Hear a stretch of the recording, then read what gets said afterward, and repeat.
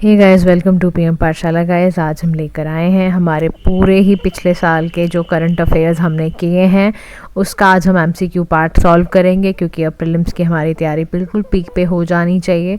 तो आज से हमारा टॉपिक क्या है, आज पूरा एक साल का है, फिर ऐसे ही टॉपिक वाइज भी लेकर आएंगे। तो पीएम पाठशाला चैनल को ज़रूर लाइक कीजिए, शेयर कीजिए, सब्सक्राइब कीजिए ताकि सभी का भला हो पाए।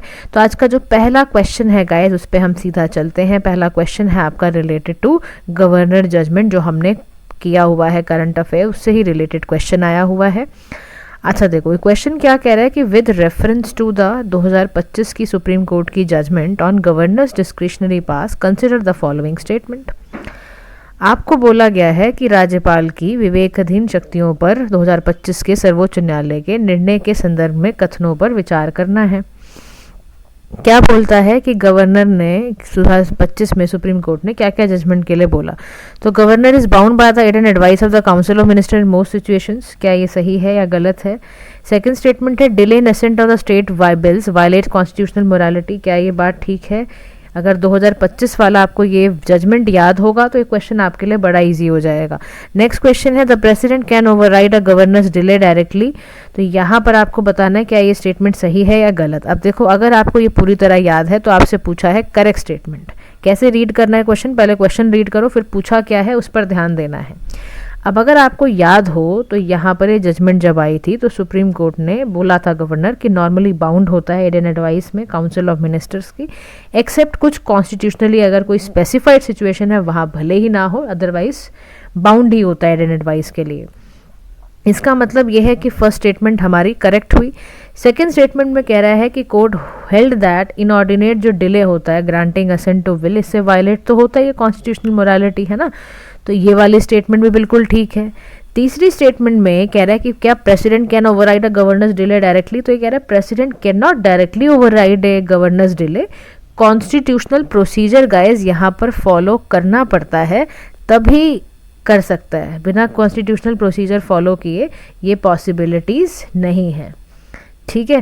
तो यहाँ पर ये देखो टॉपिक कौन से कवर कर रहा है, ये फेडरलिज्म का टॉपिक कवर कर रहा है आपका, प्लस कॉन्स्टिट्यूशनल मोरालिटी का टॉपिक कवर कर रहा है। समझ रहे हो। तो इसका आंसर क्या हो जाएगा 1 और 2, दैट इज बी ऑप्शन आपका बिल्कुल करेक्ट हो जाएगा। अब ध्यान रखो, इसकी कोई आपको पीडीएफ भले ही मिलेगी, वो भी क्वेश्चंस की पीडीएफ मिलेगी। आंसर की पीडीएफ, क्योंकि आंसर ऑलरेडी वीडियो में आएगा तो आपको आंसर की पीडीएफ नहीं मिलेगी, इसलिए पूरी वीडियो को ध्यान से सुनना है आपने। चलते हैं अब हम अपने नेक्स्ट क्वेश्चन की ओर। नेक्स्ट क्वेश्चन कह रहा है कि जो कॉन्सेप्ट था इंस्टीट्यूशनल न्यूट्रलिटी का 2025 में देखने को मिला, ये कॉन्स्टिट्यूशनल ऑफिस से किस चीज़ से एसोसिएटेड है। हिंदी में पढ़ के बताती हूँ आपको। 2025 में चर्चा में रहे संस्थागत तटस्थता सिद्धांत का संबंध किस पद से है। तो यहाँ पर आपको ऑप्शन दिए हुए हैं ABCD में कि भाई कौन सा, स्पीकर ऑफ लोकसभा है, इलेक्शन कमीशन है, कंट्रोलर एंड ऑडिटर जनरल है, अटॉर्नी जनरल है, तो आपको वो बताना है। अब सबसे पहले ये शब्द पता होना चाहिए आपको, इंस्टीट्यूशनल न्यूट्रलिटी क्या होता है। ये पता है कब डिस्कस किया गया था, जब स्पीकर का रोल एंटी डिफेक्शन के केसेस में डिस्कस किया गया था। वहाँ बताया गया था certification of money bill, conduct कैसे करना है प्रोसीडिंग्स को। तो कोर्ट ने स्ट्रेस करा गया था कि जो स्पीकर है वो न्यूट्रल होना चाहिए कॉन्स्टिट्यूशनल अथॉरिटी के लिए, कोई पार्टी का रिप्रेजेंटेटिव नहीं होना चाहिए। तो इलेक्शन कमीशन ऑल्सो न्यूट्रल होना चाहिए, यहीं पर है ना। तो टर्म जो स्पेसिफिकली यूज़ की गई थी वो स्पीकर के कॉन्टेक्स्ट में यूज़ की गई थी, इसलिए आपको इसका आंसर याद रखना है स्पीकर ऑफ लोकसभा, ये याद रखना है, ठीक है जी। Now moving towards the question number 3, जिसमें हम पढ़ेंगे कि 2025 में सुप्रीम कोर्ट ने इन्वोक किया आर्टिकल 142, ठीक है, 142 इन्वोक किया। तो उसका मतलब क्या है, प्राइमरीली कब किया जाता है। और सेकंड यहाँ बता रहा है, हिंदी में पढ़ देती हूँ। 2025 में अनुच्छेद 142 का प्रयोग मुख्यतः किस उद्देश्य से किया गया था। कॉन्स्टिट्यूशन के प्रोविजन को अमेंड करने के लिए, complete justice beyond statutory limits को ग्रांट करने के लिए, हाई कोर्ट के जजेस को ट्रांसफर करने के लिए, या कॉन्स्टिट्यूशनल अमेंडमेंट को रिव्यू करने के लिए, किसके लिए आर्टिकल 142 का यूज़ किया गया था। तो आपको आर्टिकल 142 पता होना चाहिए। आर्टिकल 142 क्या कहता है कि सुप्रीम कोर्ट को कहता है कि कंप्लीट जस्टिस होना चाहिए, इवन व्हेन स्टैट्यूटरी लॉ अगर साइलेंट भी है या इनएडिक्वेट भी है तो भी सुप्रीम कोर्ट को आर्टिकल 142 के तहत कंप्लीट जस्टिस करना है। कॉन्स्टिट्यूशन अमेंड नहीं कर सकता, लेकिन अमेंडमेंट को रिव्यू कर सकता है, ठीक है। तो यहाँ पर आंसर क्या हो जाएगा, यहाँ पर आंसर हो जाएगा आपका B, grant complete justice beyond statutory limit. अब हम चलते हैं हमारे नेक्स्ट क्वेश्चन की ओर। नेक्स्ट क्वेश्चन क्या कहता है? नेक्स्ट क्वेश्चन कह रहा है कि with reference to 2025 supreme court की रूलिंग डॉक्ट्रिन ऑफ प्रोपोर्शनैलिटी से रिलेटेड क्या थी? कुछ नीचे स्टेटमेंट दी हुई है, उसको पढ़ के आपको बताना है।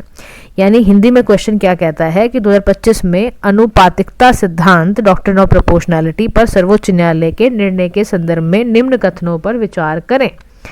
अब यहाँ पर क्या कह रहा है? सबसे पहले डॉक्ट्रिन ऑफ, ये जो आपकी प्रोपोर्शनैलिटी होती है किस पे अप्लाई होती है, क्या होती है? क्या ये doctrine apply to executive action affecting fundamental rights पे होती है, या ये लीस्ट रिस्ट्रिक्टिव मेजर्स को अडॉप्ट करने का तरीका है, या ये तभी अप्लाई होती है जिस समय नेशनल इमरजेंसी हो? अब देखो, इस क्वेश्चन को सॉल्व करने से पहले आपको क्या क्या पता होना चाहिए। आपको सबसे पहले ये पता होना चाहिए कि डॉक्ट्रिन ऑफ प्रोपोर्शनैलिटी होती क्या है, क्योंकि अगर आपको डॉक्ट्रिन ऑफ प्रोपोर्शनैलिटी नहीं पता होगा तो आपको ये क्वेश्चन सॉल्व करना आएगा ही नहीं। क्योंकि डॉक्ट्रिन ऑफ प्रोपोर्शनैलिटी क्या होती है? एक तरह का लीगल प्रिंसिपल है, जुडिशियल रिव्यू करने में यूज़ होता है। गवर्नमेंट का एक्शन अगर कोई भी जस्टिफाइड नहीं है, कोई इम्बैलेंस दे रहा है या कोई बैलेंस व्यू नहीं आ रहा है, कोई भी एक्शन ऐसा कैसा होना चाहिए? रैशनल होना चाहिए, ठीक है, लीस्ट रिस्ट्रिक्टिव होना चाहिए। तो कोर प्रिंसिपल क्या है कि एक्शन बैलेंस हो पब्लिक बेनिफिट्स के साथ, ठीक है। तो ये ध्यान रखना होता है कब जब भी कोई एडमिनिस्ट्रेटिव लॉ कोई डिसीजन ले रहा हो या कभी भी फंडामेंटल राइट पे कोई इफेक्ट पड़ रहा हो, उसको रिव्यू करना हो, फ्री स्पीच पे करना हो, प्राइवेसी पे करना हो, एम्प्लॉयमेंट पे करना हो, तो ये आपका डॉक्ट्रिन ऑफ प्रोपोर्शनैलिटी को लगाया जाता है। डॉक्ट्रिन ऑफ प्रोपोर्शनैलिटी कब एप्लीकेबल है? जब भी कोई एडमिनिस्ट्रेटिव एक्शन की वजह से राइट वायलेट हुआ हो।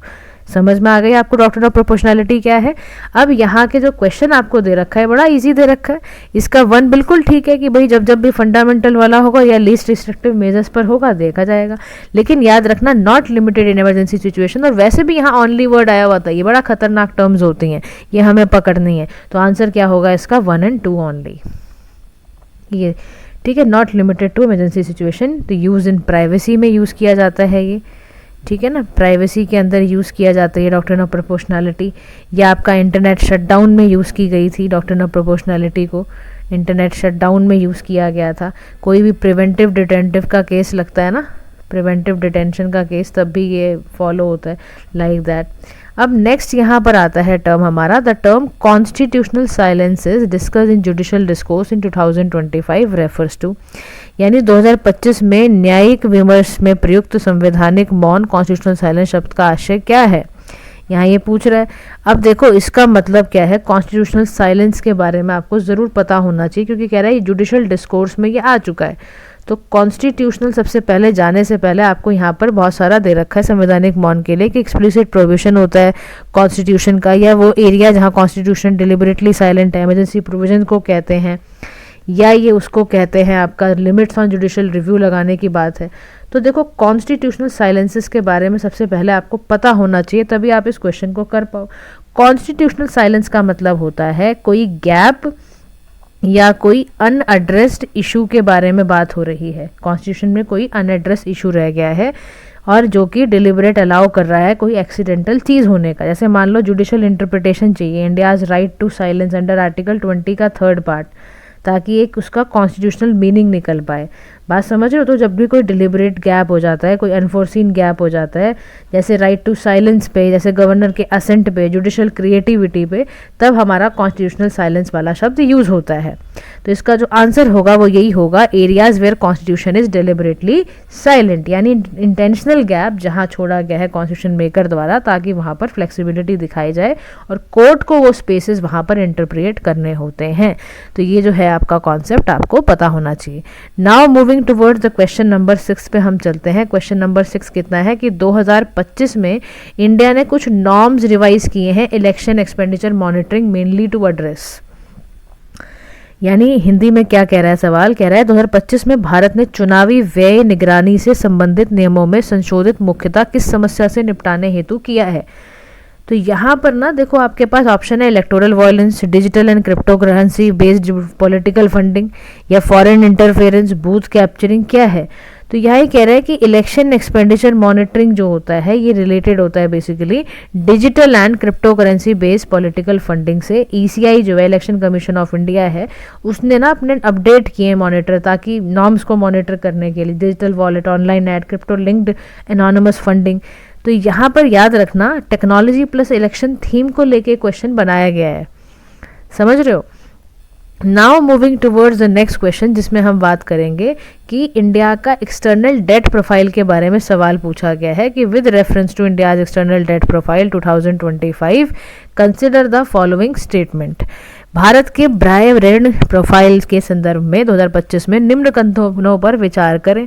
अब यहाँ पर ये कह रहे हैं share of short term external debt increase marginally, US dollar remain the dominant denomination, sovereign debt exceeded commercial borrowings. अब सबसे पहले जो इसका प्रोफाइल में बात याद आ रही है, तो देखो ये ना इको सर्वे से क्वेश्चन उठाया गया है और आरबीआई का डेटा जो इको सर्वे में दे रखा है उससे ये सवाल उठाया गया, तो आपको ज़रूर पता होना चाहिए। तो इसका पहला पॉइंट बिल्कुल ठीक है, जो share of short term external date है वो मार्जिनली इंक्रीज हुआ है। यूएस डॉलर रिमेन डोमिनेंट है, बिल्कुल सही बात है। सॉवरेन डेट कमर्शियल बोरोविंग से एक्सीड हो गई है, तो ऐसा बिल्कुल नहीं है। तो करेक्ट पूछा हुआ है आपसे, तो करेक्ट बताना था, आंसर हैज़ टू बी 1 और 2। ठीक है, now moving towards the next question, जिसमें हम पढ़ेंगे ग्रीन टेक्सोनॉमी के बारे में। कह रहा है इसको डिस्कस किया गया था 2025 में, इसका मतलब क्या है? 2025 में चर्चा में रही ग्रीन टेक्सोनॉमी का उद्देश्य क्या है? तो यहाँ पर आंसर पूछने से पहले ऑप्शन बताया है उसने। ऑप्शन में बोला है classify environmentally sustainable economic activity, penalised करना बी ऑप्शन में बोला हुआ है पोल्यूटिंग इंडस्ट्रीज को, ईएसजी नॉर्म्स को रिप्लेस करना, डी ऑप्शन में दे रखा है कार्बन टैक्स को इंट्रोड्यूस करना। अब अगर आपने इन्वायरमेंट ठीक से पढ़ा है तो ग्रीन टेक्सोनॉमी मैंने आपको पढ़ाया था, इसका मतलब होता है क्लासिफिकेशन करना फ्रेमवर्क में सस्टेनेबल इन्वेस्टमेंट, ताकि पता चल सके कहाँ पे करनी है। ग्रीन टेक्सोनॉमी से सबसे बड़ा फ़ायदा क्या होता है? ये प्रिवेंट करता है ग्रीन वॉशिंग को। आप कोई भी कंपनी ना बहका नहीं सकती सरकार को कि जी हम तो कर रहे हैं, हम तो इन्वायरमेंट को भी ठीक कर रहे हैं, इंडस्ट्री भी हम ठीक से वर्क कर रहे हैं। झूठ बोलते हैं कई लोग, ठीक है। तो उसको रोकने के लिए ही ये ग्रीन टेक्सोनॉमी की जाती है। तो इसका आंसर है classify environmentally sustainable economic activity. Now moving toward DPI, इसको मैंने आपको अक्सर डीप डिस्कस किया है डिजिटल पब्लिक इंफ्रास्ट्रक्चर के बारे में। तो कह रहे हैं डिजिटल पब्लिक इंफ्रास्ट्रक्चर के संदर्भ में निम्न कथनों पर विचार करना है, आपको करेक्ट आंसर ढूंढना है। कह रहे हैं डीपीआई को क्या G20 में रिकॉग्नाइज किया गया था एज अ ग्लोबल गुड, बिल्कुल सही बात है। क्या इंडिया ने प्रमोट किया था DPI sharing with African nation in 2025, सही बात है। क्या डीपीआई प्राइवेट सेक्टर पार्टिसिपेशन को एक्सक्लूड करता है, हटा के रखता है? नहीं, ऐसा तो बिल्कुल नहीं कहा था। तो इसका आंसर जो होगा वो क्या होगा? 1 और 2 only. Now the next question is critical mineral mission 2025 है is most directly link to which long term objective से ये रिलेटेड है। तो कह रहा है क्रिटिकल मिनरल मिशन का सबसे प्रत्यक्ष संबंध किस दीर्घकालिक उद्देश्य से है। तो लॉन्ग टर्म से किससे रिलेटेड है? तो अगर आपको क्रिटिकल मिनरल मिशन याद है तो पूछ रहा है कि क्या एनर्जी फूड सिक्योरिटी है, एनर्जी ट्रांजिशन है, फिस्कल कंसोलिडेशन है या रूरल एम्प्लॉयमेंट है। तो किससे रिलेटेड है? क्रिटिकल मिनरल सबसे पहले आपको पता होने चाहिए क्या होते हैं। क्रिटिकल मिनरल्स होते हैं आपके लिथियम है जैसे आपका, कोबाल्ट है जैसे आपका, ठीक है ना। ये सब नेट ज़ीरो टारगेट्स करने के लिए किए गए थे। तो याद रखना अर्थ है, रेयर अर्थ मिनरल्स हैं। तो ये सभी क्यों यूज़ किए जाते हैं क्रिटिकल मिनरल्स? ये आपको इलेक्ट्रिक व्हीकल बनाने में, रिन्यूएबल एनर्जी क्रिएट करने में, बैटरी बनाने में इस्तेमाल किए जाते हैं। तो इसका आंसर समझ में आई गया होगा आपको, energy transition and net zero targets के लिए किया जाता है। नेक्स्ट सवाल है हमारा कि 2025 में आरबीआई ने बहुत स्ट्रेस टेस्टिंग फ्रेमवर्क बनाया बैंक्स के लिए, इनकॉर्पोरेट करा है। हिंदी में सवाल पढ़ रही हूँ, बोला गया है 2025 में आरबीआई के बैंक तनाव परीक्षण ढांचे में किस जोखिम के प्रमुखता से शामिल किया गया है? क्या पॉलिटिकल रिस्क है, क्लाइमेट ट्रांजिशन रिस्क है, डिफेंस एक्सपेंडिचर रिस्क है, ट्रेड सैंक्शन है, क्या है? तो रिस्क किस बात का है? क्लाइमेट एंड ट्रांजिशन रिस्क है, यानी कि क्लाइमेट शॉक लगा हुआ है, ठीक है। यानी कि कार्बन ट्रांजिशन रिस्क है, एसेट स्ट्रेंडिंग रिस्क है, और ये टॉपिक रिलेटेड है आपके ग्रीन फिनेंस से, ठीक है। ग्रीन फिनेंस का टॉपिक अगर आपने पढ़ा है तो वो आपको वहीं पे मैंने ये आपको बताया था, ठीक है। Now moving towards the next topic. Next question है हमारा कंसिडर द फॉलोइंग पेयर। 2025 में हमने कुछ पेयर्स भी पढ़े थे, है ना, तो उसके बारे में अब हम डिस्कस करने वाले हैं। अब देखो इसमें इनिशिएटिव है और ऑब्जेक्टिव है। एक पूछा है कि इंडिया का एक एआई मिशन था, क्या वो आर्टिफिशियल इंटेलिजेंस कैपेसिटी से रिलेटेड है? फिर कह रहा है कि नेशनल क्वांटम मिशन क्या क्वांटम टेक्नोलॉजी से रिलेटेड है? क्या green hydrogen mission clean energy से रिलेटेड है? तो बाई चांस की बात है, तीनों ही बिल्कुल ठीक है क्योंकि नाम से समझ में आ रहा है। अब इन मिशन को मैंने इतना डिटेल में समझाया कि अब मैं यहाँ पे ना समझा रही आपको, ठीक है। चलिए आगे बढ़ते हैं क्वेश्चन नंबर 13 पे, क्योंकि क्वेश्चन गाइस ज़्यादा हैं, 100 क्वेश्चन आप लगा लो। तो इसीलिए सारे क्वेश्चंस को कंप्लीट भी करना है, तो हमें फास्ट भी मूव करना है और सारा रिवाइज भी कर लेना है, ठीक है। नेक्स्ट 13th क्वेश्चन कह रहा है कि term marine heat waves frequently news में रहे ड्यूरिंग 2025, ये किस चीज़ से रिलेटेड है? समुद्री हीट वेव शब्द का संबंध किससे है? तो मरीन हीट वेव्स क्या होती हैं? मरीन हीट वेव से बेसिकली मतलब है कि इससे आपका कोरल रीफ को नुकसान पहुंचेगा, क्लाइमेट से रिलेटेड है, क्लाइमेट लिंकेज से रिलेटेड है, यानी कि एक साफ बात समझ में आ रहा है कि मरीन हीट वेव से समुद्री स्पीशीज़ को असर पड़ेगा ही पड़ेगा, क्योंकि यहाँ पर क्या हो रहा है, उनका अनयूजुअली हाई ओशन टेम्परेचर हो रहा है, उसकी ड्यूरेशन डेंसिटी का कुछ पता नहीं चल रहा। और ये होता कैसे है, किसी भी ओशन रीजन में जब भी कोई मरीन हीट वेव्स का रिस्क पड़ने से यही होता है कि मरीन इकोसिस्टम पूरा डिस्टर्ब हो जाता है। क्या एल नीनो की वजह से होता है? बिल्कुल ऐसा कहा जा सकता है कि मोस्ट वेल नोन कॉज जो मरीन हीट वेव्स का माना जाता है वो क्या है? एल नीनो को हम कहते हैं कि उसकी वजह से सबसे ज़्यादा असर पड़ता है। ग्लोबल वेदर फिनोमेना है जहाँ पे विंड की स्पीड कम हो जाती है, डिसअपियर हो जाती है इवन, और फिर वो उसकी वजह से सी का टेम्परेचर क्या हो जाता है? बढ़ जाता है। अब इसके चक्कर में क्या होता है? इसके चक्कर में आपकी जितनी भी कोरल रीफ्स हैं वो मर जाती हैं, साइक्लोन की इंटेंसिटी बढ़ जाती है, इससे फिशरीज को डिस्टर्ब हो जाता है, डिस्टर्ब हो जाती हैं फिशरीज आपकी, ठीक है। तो यानी कि इस पूरे टॉपिक में हमें समझ में आ गया coral bleaching and cyclone intensification हो जाएगा, ठीक है। Moving towards the next topic जिसमें हम बात करेंगे विद रेफरेंस टू इंडिया का जो अपडेटेड LTLEDs 2025 है, उससे रिलेटेड आपको ये स्टेटमेंट बतानी है। अब भारत की अध्ययन LTLEDC के संदर्भ में कथनों का आपको विचार करना है। क्या ये एम्फोसिस करती है नॉन फॉसिल एनर्जी एक्सपेंशन को, कमिटमेंट टू एब्सोल्यूट इमिशन को, या recognition of equity and CBDR principle पे चलती है? आपसे यहाँ पर करेक्ट ऑप्शन को पूछा गया है। अब LTLEDs जो बेसिकली हैं, इससे आपको बताना है कि ये किस चीज़ पर फोकस बेसिकली करती है। देखो, LTLEDs का फुल फॉर्म सबसे पहले आपको पता होना चाहिए, याद होना चाहिए बिल्कुल। क्या था? Long term low energy low emission, सबसे पहले लो इमिशन डेवलपमेंट स्ट्रेटजीज, ठीक है। इसका मतलब है कंट्रीज ने अपना लॉन्ग टर्म क्लाइमेट प्लान्स को अपडेट कर दिया अंडर द पेरिस एग्रीमेंट, जिसका फोकस है सस्टेनेबल होना, लो कार्बन डेवलपमेंट पाथवेज बनाना, क्लीन एनर्जी पे बात करता है, ट्रांसपोर्ट पे, अर्बन प्लानिंग पे, ताकि क्या हो सारा ध्यान यही है नेट ज़ीरो पे आ जाए, अर्बन प्लानिंग को इस हिसाब से करना बाय 2070 तक, ठीक है। तो ये सारा ध्यान यहाँ पे रखा जाता है। इंडिया में एग्जाम्पल के तौर पर आप कह सकते हो सस्टेनेबल अर्बनाइजेशन करना, एफिशिएंट बिल्डिंग बनाना, CO2 को रिमूव करना, इंजीनियरिंग सोल्यूशन निकालना, तो ये सब काम किए गए थे। अब जब आपको ये सारा समझ में आ गया तो आपको समझ में आ गया होगा कि ये emphasis on non fossil energy से रिलेटेड और commitment to absolute emission reduction before 2030 तक है। Recognition of equity and CBDR इसमें रिलेटेड नहीं है। तो ये आपको पेरिस अग्रीमेंट अगर याद होगा तो ये क्वेश्चन आपको अच्छे से पता चल जाएगा। Answer is A।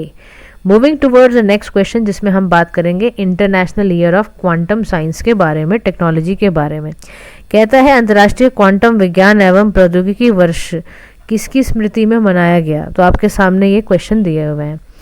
100 ईयर्स हो चुके हैं, UN डिक्लेयर भी कर चुका है कि 1925 में इसको शुरू किया गया था और क्वांटम थ्योरी 1925 में हुई थी। 100 ईयर्स इसके हो चुके हैं, इसी के लिए हमने बात की है। तो answer is B, 100 years of quantum mechanics, ठीक है। अब यहाँ पर नेक्स्ट क्वेश्चन कह रहा है कि अगर आपको with reference to operation Sagar Bandhu consider the following statement. Operation Sagar Bandhu 2025 के संदर्भ में कथनों पर आपको विचार करना है। कह रहा है it involved humanitarian assistance and disaster relief, it strengthened India's role in the Indian Ocean region, it was conducted under a UN mandate। क्या कह रहा है? इन्हीं ऑप्शंस में से आपको सेलेक्ट करना है कि करेक्ट ऑप्शन कौन सा है। अब ध्यान से स्टेटमेंट सबसे पहले देख लो और याद करो ऑपरेशन सागर बंधु इंडिया का स्विफ्ट ह्यूमैनिटेरियन एड मिशन था। किसके लिए? श्रीलंका के लिए था। याद आया जब यहाँ पर साइक्लोन दितवा आया था, याद करो, तब ये आया था लेट 2025 में। इसमें एक्सटेंसिव रिलीफ दिया था इंडियन नेवी ने, एयरफोर्स ने, आर्मी ने, एनडीआरएफ टीम ने डिप्लॉय किए थे। Essential supplies, food, medicine, tent, water purification, medical support, engineering team. और यहाँ भारत का क्या दिखाता है ये, भारत की नेबरहुड, क्या दिखाता है भारत की ये नेबरहुड फर्स्ट पॉलिसी को दिखाता है भारत की ये। बात समझ गए। तो यहाँ पर आंसर इसका क्या होगा, इसलिए इसमें आंसर होगा कि सही बात है, ह्यूमैनिटेरियन असिस्टेंस भी गई थी और इसमें इंडिया का ओशन रीजन पर भी स्ट्रेंथन होता है, लेकिन it was not conducted under UN mandate क्योंकि ये भारत की थी। तो answer has to be 1 and 2 only. Move to the next question. Next question क्या है, फ्रेज बताने हैं, weaponization of interdependence refer to, यानी परस्पर निर्भरता का शास्त्रीकरण शब्द का तात्पर्य क्या है। अब यहाँ पर वेपनाइजेशन ऑफ इंटरडिपेंडेंस है तो आपके पास ऑप्शन दे रखे हैं 4 तरह के कि भाई क्या होता है ये, आपको बताना है इसके बारे में। जो इकोनॉमिक्स से रिलेटेड ये टॉपिक है आपका। अब देखो वेपनाइजेशन ऑफ, इसका मतलब क्या है इंटरडिपेंडेंस का, इसके बारे में हम चलते हैं। क्या ये मिलिट्री अलायंस से रिलेटेड है, क्या ये use of electronic economic network for cogen से रिलेटेड है, या न्यूक्लियर डेटरेंस है, या साइक्लोन वॉरफेयर ओनली है, क्या है। तो वेपनाइजेशन ऑफ इंटरडिपेंडेंस एक ऐसी थ्योरी है जो इंटरनेशनल रिलेशंस में आती है। इसको डेवलप किया था हेनरी फेरल ने। किसने डेवलप किया था इसको, हेनरी फेरल ने किया था इसको डेवलप, और अब्राहम न्यूमैन ने इसको डेवलप किया गया था, जो डिस्क्राइब करती है कि स्टेट्स कैसे अपनी सेंट्रल पोजीशन को इस्तेमाल कर सकते हैं ग्लोबल इकोनॉमिक और इंटरनेशनल नेटवर्क में किसी चीज़ को फोर्स करने के लिए। तो जो इसका आंसर होगा गाइज याद रखना, वो होगा बी, यानी use of economic networks for cogen.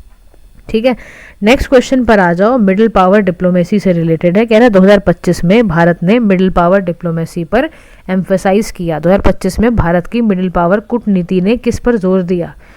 तो सबसे पहले आपको इसके ऑप्शन देख लो। ऑप्शन क्या क्या है कि strategic autonomy and issue relay based coalition है ये, या ये जो बी ऑप्शन दे रखा है फॉर्मल मिलिट्री अलाइंसेस है, सी आइसोलेशनिज्म है, या आइडियोलॉजिकल ब्लॉक्स है, किस चीज़ से रिलेटेड है ये। तो मिडिल पावर का मतलब क्या है कि स्टेट विद सब्सटेंशियल, इनके पास ओवरवेलमिंग रिसोर्सेज नहीं है, वो अपनी डिप्लोमेसी, कोलिशन, मल्टीलेटरिज्म से ही इन्फ्लुएंस कर सकते हैं। जैसे भारत है, जापान है, साउथ कोरिया है, कनाडा है, ब्राज़ील है, टर्की है ना। स्ट्रेटेजिक ऑटोनॉमी वाली मल्टीपल पावर्स फॉरेन पॉलिसी में है, यूएस है, चाइना है, ईयू है, without being locked into one block. तो यहाँ पर बेसिकली इंडिया की जो मिडिल पावर डिप्लोमेसी है वो हमारा शिफ्ट है नॉन अलाइनमेंट से। सबसे पहली बात क्यों, क्योंकि अब हम एक्टिव मल्टी अलाइनमेंट की बात कर रहे हैं। ठीक है, दूसरा हम ना पार्टनर कर रहे हैं मिडिल पावर्स के साथ, Japan, Australia, nuclear energy, Canada. हम ग्लोबल साउथ के साथ भी चल रहे हैं, हम इकोनॉमिक लिवरेज भी ले रहे हैं, जापान से ले रहे हैं, इंफ्रास्ट्रक्चर इन्वेस्टमेंट ले रहे हैं, बैलेंस कर रहे हैं यूएस और चाइना की राइवलरी में, ताकि चाइना का इन्फ्लुएंस भी एशिया में काउंटर हो सके। इसी को कहते हैं मिडिल पावर डिप्लोमेसी करना। आईआर का बड़ा इंपॉर्टेंट टॉपिक है। अब ये आपको इसमें ऑप्शन दे रखे हैं, आंसर क्या होगा, strategic autonomy and issue based coalition इसका आंसर होगा। 19th क्वेश्चन पर आ जाओ। क्वेश्चन नंबर 19 कह रहा है with reference to electoral bonds development consider the following statement. Electoral bond 2025 से संबंधित कथनों पर विचार करें। क्या ये judicial concerns over transparency raise करता है, क्या ये डोनर एनोनिमिटी कॉन्स्टिट्यूशनल डिबेटेड उस पर बात करता है, क्या बॉन्ड ट्रीट किए जाते हैं टैक्स फ्री इंस्ट्रूमेंट उसके ऊपर बात करता है। अब यहाँ पूछा हुआ है आपसे करेक्ट स्टेटमेंट। गाइस देखो, हजारों बार मैंने आपको इलेक्टोरल बॉन्ड के बारे में चीज़ें समझाई हैं, ठीक है। तो अगर आपने सही से समझा होगा तो एक क्वेश्चन बड़े आराम से आप कर लोगे। क्यों स्टेटमेंट वाले क्वेश्चन में लेके आती हूँ, मैं इसीलिए लेके आती हूँ ताकि आपको समझ में आ जाए सारा पॉइंट कि ये क्या मैम करवा रही हैं। तो इलेक्टोरल बॉन्ड की अगर बात करें, बहुत हमने इस पे जजमेंट भी ली है। इलेक्टोरल बॉन्ड क्या होता है, एनोनिमस डोनेशन है, पॉलिटिकल पार्टीज़ को दी जाती है, और ये फिनेंस बिल 2017 की वजह से आया गया था। स्कीम में क्या होता है, कोई भी इंडिविजुअल, कोई भी एंटिटी इलेक्टोरल बॉन्ड को परचेज कर सकता है एसबीआई से in denomination of ₹10 lakh, 1000, 10,000, 1 lakh, 10 lakh, 1 crore donate कर सकता है किसी भी रजिस्टर्ड पॉलिटिकल पार्टी को। नेम ऑफ द डोनर को कॉन्फिडेंशियल रखा जाएगा। बॉन्ड जो है 15 कैलेंडर डेज के लिए वैलिड होगा from the date of issue, और political parties have to create a specific account ताकि वो बीसीआई द्वारा वेरीफाई होकर उसी में इलेक्टोरल बॉन्ड आएंगे। ओनली दोज पार्टी जिसके कि लेस देन 1% वोट पोल हुए होंगे वही इसके लिए एलिजिबल होंगी। समझ में आ गया? अब यहाँ पर जब इतना सब कुछ समझा दिया है मैंने, तो इससे रिलेटेड इलेक्टोरल बॉन्ड डेवलपमेंट के बारे में कह रहा है कि judicial concerns over transparency raise करता है। बिल्कुल केस करता है, क्योंकि पता नहीं ईसीआई कैसे उसको हैंडल कर रहा है, ट्रांसपेरेंसी है या नहीं। फिर डोनर एनोनिमिटी बहुत बड़ा सवाल है, कोई भी पैसा दे सकता है, हो सकता है किसी टेररिस्ट से ही पैसा ले लो। बॉन्ड्स को ऐसा टैक्स फ्री इंस्ट्रूमेंट करा जा रहा है, ऐसा तो बिल्कुल नहीं है, टैक्स तो लगेगा। तो याद रखना इसमें करेक्ट स्टेटमेंट क्या है, 1 और 2 ओनली। नेक्स्ट क्वेश्चन पर हम चलते हैं। Digital personal data protection rule 2025 introduce किया गया था, यानी डिजिटल पर्सनल डेटा प्रोटेक्शन नियम 2025 में क्या शामिल किया गया है? डेटा फिड्यूशरी है, कंसेंट मैनेजर है, डेटा प्रिंसिपल है। रिसेंटली अभी हमने दिसंबर में करा था नवंबर की मैगजीन का, ये सारे ही होते हैं। तो इसका आंसर तो सीधा हमने कर लिया है। चलिए क्वेश्चन नंबर 21 पे चलते हैं। कहता है कि 2025 में इंडिया की position on AI governance emphasize क्या करती है, यानी 2025 में एआई गवर्नेंस पर भारत का रुख क्या था? तो इसमें कंप्लीट क्या एआई बैन होना चाहिए, risk based principle based regulation होनी चाहिए, मिलिट्री फर्स्ट एआई डेवलपमेंट या कोई भी रेगुलेशन नहीं होनी चाहिए। तो इसको बोलना है risk based and principle based regulation, यानी इंडिया ने ब्लैंकेट बैन्स पे क्या करा है, रिजेक्ट करा है। और इंडिया ये भी कह रहा है कि ओवर रेगुलेशन इंडिया ने बोला है रेगुलेट होनी चाहिए। तो यहाँ पर इंडिया ने रिजेक्ट करा है, risk based and principle based regulation Bharat कह रहा है एआई गवर्नेंस में होनी चाहिए। नेक्स्ट हमारा है G20 जोहानिसबर्ग की समिट 2025 में हुई। तो याद रखना G20 की कहाँ हुई है समिट, जोहानिसबर्ग। तो G20 जोहानिसबर्ग शिखर सम्मेलन 2025 में किन मुद्दों पर चिंता व्यक्त की गई है? तो चिंता व्यक्त की गई है इन सभी पे, ग्लोबल इनइक्वालिटी पर भी, क्लाइमेट फाइनेंस में भी, मल्टीलेटरलिज्म फटीग पे भी, सब पर की गई है। तो नेक्स्ट क्वेश्चन पर हम आ जाते हैं। With reference to disaster risk reduction 2025 consider the following statement, यानी आपदा जोखिम न्यूनीकरण के संदर्भ में कथनों पर विचार करें। अर्ली वार्निंग सिस्टम है, कम्युनिटी बेस्ड रेजिलियंस है, एक्सक्लूसिव फोकस ऑन रिलीफ है। इससे रिलेटेड करेक्ट स्टेटमेंट आपको बतानी है। तो इसका सारा फोकस किस पर है, अर्ली वार्निंग पर है। इसका सारा फोकस इस पर भी है, कम्युनिटी बेस्ड रेजिलियंस पर भी है। तो इसका आंसर नॉट रिलीफ सेंट्रिक वाला नहीं है, अर्ली वार्निंग और इस पर है। 1 और 2 इसका आंसर हो जाएगा। Moving towards the next question, जिसमें हम बात करेंगे with reference to the concept of constitutional morality which was reiterated in supreme court judgement 2025 में आपको बताना है स्टेटमेंट्स के बारे में, करेक्ट स्टेटमेंट चुननी है। हिंदी में सवाल को देखो। 2025 में सर्वोच्च न्यायालय द्वारा पुनः प्रतिपादित संवैधानिक नैतिकता के संदर्भ में निम्न कथनों पर विचार करें। अब ये कह रहा है पॉइंट्स में, ये सेकंड पॉइंट है, ये थर्ड पॉइंट है। कहता है क्या ये गाइडिंग प्रिंसिपल फॉर इंटरप्रिटेशन है, क्या ये ओवरराइड करेगा popular morality when two are in conflict, ये एक्सप्लिसिटली डिफाइन करा गया है? तो एक्सप्लिसिटली डिफाइन तो नहीं करा गया। ये दोनों बातें कॉन्स्टिट्यूशनल मोरालिटी के साथ बिल्कुल ठीक है कि ओवरराइड करेगा जब दो प्रॉब्लमेटिक होंगी।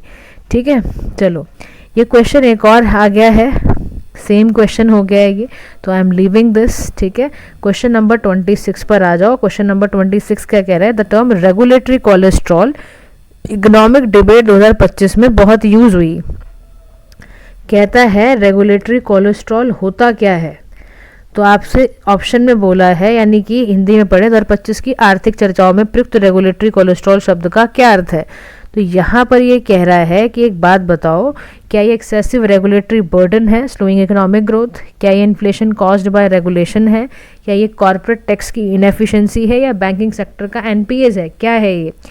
तो ध्यान से सुनना, रेगुलेटरी कोलेस्ट्रॉल का मतलब होता है भारत का excessive complex outdated web of loss compliance approval, जिससे बिजनेस की ग्रोथ हाइंडर हो, इनोवेशन को स्टिफल हो, फॉर्मलाइजेशन ना हो, इकोनॉमिक इनएफिशिएंसी हो, जैसे लाइसेंस राज है, जन विश्वास बिल है, एमएसएमई बर्डन है, ये सारे के सारे रेगुलेटरी क्या है, कोलेस्ट्रॉल हैं। तो आंसर समझ में आ गया आपको, यानी एक्सेसिव रेगुलेटरी बर्डनिंग, स्लोइंग क्या कर रहे हैं, इकोनॉमिक ग्रोथ को, ये सब चीज़ों से बहुत ज़्यादा क्या हो रहा है, इससे बहुत ज़्यादा प्रॉब्लम हो रही है। तो बहुत ज़्यादा एक्सेसिव हो रहा है, इसकी वजह से ही चोक हो रही है एफिशिएंसी। तो excessive regulatory burden slowing economic growth. Moving towards the next question, जिसमें हम क्या करेंगे कि विद रेफरेंस टू इंडिया का जो कार्बन मार्केट फ्रेमवर्क है 2025 का, उससे रिलेटेड क्वेश्चन पूछा गया है। कह रहा है भारत के कार्बन बाजार ढांचे के संदर्भ में कथनों पर आपको विचार करना है। अब यहाँ ऑप्शन है, it include domestic emission trading mechanism, क्या ये एनडीसी के टारगेट से रिलेटेड है भारत के, या पार्टिसिपेशन मैंडेटरी है सभी इंडस्ट्रीज़ का। जहाँ ये ऐसी एक्सेसिव स्टेटमेंट आ जाए गलती होती है ज़्यादातर। वो डोमेस्टिक ईटीएस की बात है, ईटीएस बोले तो एक emission trading system, live India's IT target बिल्कुल सही है, तो 1 और 2 इसका आंसर हो जाएगा। Now moving towards the next question, जिसमें क्या कह रहा है, 2025 में the concept of fiscal space was frequently discuss in the context of, यानी 2025 में वित्तीय स्पेस की चर्चा मुख्यतः किस संदर्भ में की गई है। डिफेंस एक्सपेंडिचर से रिलेटेड है, सोशल सेक्टर से रिलेटेड है, क्लाइमेट अडेप्टेशन, ये सभी ऑप्शंस हैं। तो याद रखना इन सभी में ही फिस्कल स्पेस से रिलेटेड चर्चाएं की गई हैं। Now moving towards the question number 29, जिसमें कह रहा है विद रेफरेंस टू इंडिया के semiconductor ecosystem 2025 consider the following, यानी भारत के सेमीकंडक्टर पारिस्थितिक तंत्र के संदर्भ में कथनों पर विचार करना है। अब सेमीकंडक्टर इकोसिस्टम में इसने फैब्रिकेशन की बात की है, पैकेजिंग की बात करी है, स्ट्रेटेजिक ऑटोनॉमी की बात करी है, लेकिन ये कंप्लीट इंपोर्ट सब्स्टिट्यूशन अचीव करेगा ऐसा तो नहीं कहा गया है। तो आंसर इसका 1 और 2 होगा। चलते हैं नेक्स्ट क्वेश्चन की ओर, जिसमें क्या कह रहा है, the term climate proofing of infrastructure news में थी, उसके बारे में बताना है। यानी 2025 में चर्चा में रहा इंफ्रास्ट्रक्चर का क्लाइमेट प्रूफिंग शब्द किससे संबंधित है। क्या वो ओल्ड इंफ्रास्ट्रक्चर को रिप्लेस करने से है, इंफ्रास्ट्रक्चर रेजिलिएंट क्लाइमेट को रिस्क को डिज़ाइन करने के लिए है, प्राइवेटाइजेशन से रिलेटेड है, डिजिटलाइजेशन से रिलेटेड है, किससे रिलेटेड है। तो इसका आंसर होगा डिज़ाइनिंग इंफ्रास्ट्रक्चर रेजिलिएंट टू, यानी ऐसा क्लाइमेट बनाया जाए, क्लाइमेट रिस्क को रोकने के लिए इंफ्रास्ट्रक्चर ऐसा बनाया जाए जो झेल जाए। जैसे अभी जो भी एनसीआर में नोएडा वोएडा में आपकी घर बन रहे हैं, अपार्टमेंट्स वगैरह घर बन रहे हैं, वहाँ पर ये सुनिश्चित किया जा रहा है कि सर्दी में बिल्डिंग्स में सर्दी ज़्यादा ना लगे, गर्मी में ज़्यादा गर्मी ना लगे, ताकि एसी और हीटर्स के प्रयोग कम करने पड़े। समझ रहे हो आप बात को। तो यानी कि ऐसे घर बनाए जा रहे हैं आजकल जो कि फ्लड रेजिस्टेंट रोड बनाए सबसे पहले, ठीक है। इसके अलावा हीट रेजिलिएंट बिल्डिंग्स बनाई जा रही हैं कि जो झेल पाए हीट को। क्लाइमेट रेडी अर्बन प्लानिंग की भी तैयारी की जा रही है। बात समझ गए आप। चलिए moving towards the next question, question number 31 पे बात कर रहे हैं। क्या कह रहा है कि इंडिया का अर्बन गवर्नेंस रिफॉर्म से रिलेटेड सवाल है 2025 का। कहता है फॉलोइंग स्टेटमेंट्स को एम्फसाइज करो, यानी भारत के शहरी शासन सुधार के संदर्भ में कथनों पर विचार करना है। क्या बोल रहा है, क्या ग्रेटर एम्फोसिस होना चाहिए फिस्कल डिसेंट्रलाइजेशन पे, increase role of metropolitan planning committee पे करना है, कंप्लीट एबॉलिशन करना है स्टेट कंट्रोल का, क्या करना है। तो 1 और 2 इसका आंसर होगा, यानी फिस्कल डिसेंट्रलाइजेशन किनका, टू अर्बन लोकल बोर्ड्स का करना है। मेट्रोपॉलिटन प्लानिंग कमेटी बनानी है, स्ट्रेंथन करना है। क्या स्टेट्स को अबॉलिश करना है, नहीं करना है। तो ये 74th कॉन्स्टिट्यूशनल अमेंडमेंट से रिलेटेड आपका क्वेश्चन यहाँ पर आया हुआ है। नेक्स्ट क्वेश्चन क्या कहता है, कहता है एक फ्रेज यूज हुआ था डेमोग्राफिक विंडो ऑफ अपॉर्चुनिटी 2025 में पॉलिसी डिस्कशन के दौरान, वो क्या था, हिंदी में पढ़ देती हूँ। 2025 की नीतिगत चर्चाओं में प्रयुक्त जनसंख्या अवसर की खिड़की किस ओर संकेत करती है। ठीक है, तो यहाँ पर आपको ऑप्शन दिए हुए, क्या ये एल्डरली पॉपुलेशन को दिखा रही है राइजिंग होते हुए, या ये यूथ लेड इकोनॉमिक पोटेंशियल है, क्या ये माइग्रेशन का प्रेशर है, क्या ये डिक्लाइनिंग फर्टिलिटी रेट है। तो याद रखना ये यूथ लेड इकोनॉमिक मॉडल था, जिसमें इस फ्रेज का मतलब क्या है कि जो वर्किंग एज पॉपुलेशन है, कौन सी होती है वर्किंग एज पॉपुलेशन, 15 ईयर्स से लेके 59 ईयर्स तक या 60 ईयर्स तक मान लो।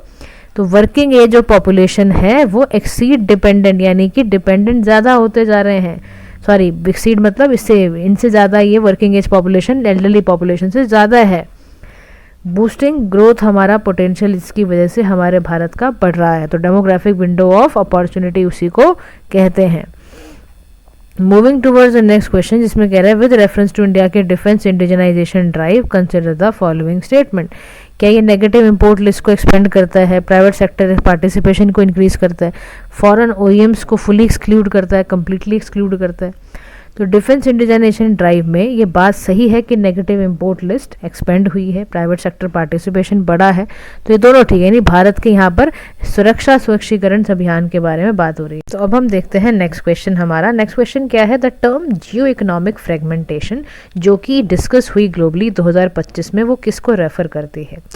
क्या ये एक्सपेंशन है ग्लोबल ट्रेड का, डिवीजन है global economy long strategic lines का, फॉर्मलाइजेशन है कस्टम यूनियन, ग्लोबल रिसेशन है?